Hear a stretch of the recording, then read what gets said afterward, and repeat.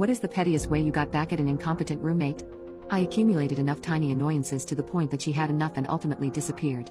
In 2008 I had just left my husband.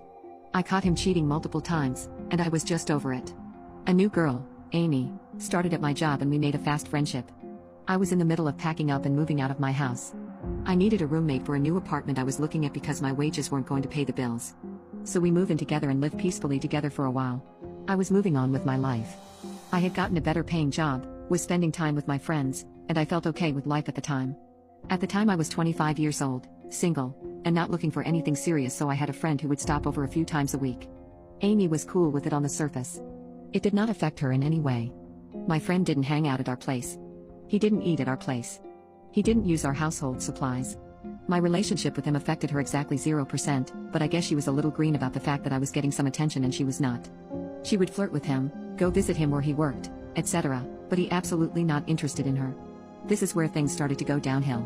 For context, she had been married a few times as she was 13 years older than me, and the dads had full custody of their respective kids.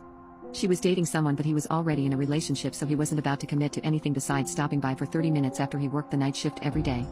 I tried to point out all the red flags, but she was convinced it was love. This dude used to hit on me constantly in front of her. He was very open about being in a committed relationship with his girlfriend, so I have no idea why Amy thought this was going anywhere. After a few months, I met someone I wanted to be serious with, so we started dating.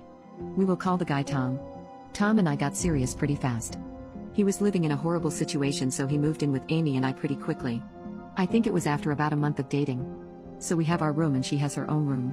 The bills went from 50-50 to 33/33/34 to make sure things were still even. We had a shared kitchen, living room, and bathroom. After Tom moved in, she started openly hitting on him in front of me. Every guy I had at my house, even just friends, had to hit on. None of them ever took her up on it. Every single one turned her down, and I think this added greatly to her oncoming behavior. Over the next couple of weeks, Amy did a complete 180. She stopped paying rent, refused to buy any food, and would just eat whatever Tom and I bought, and would not wash her dishes.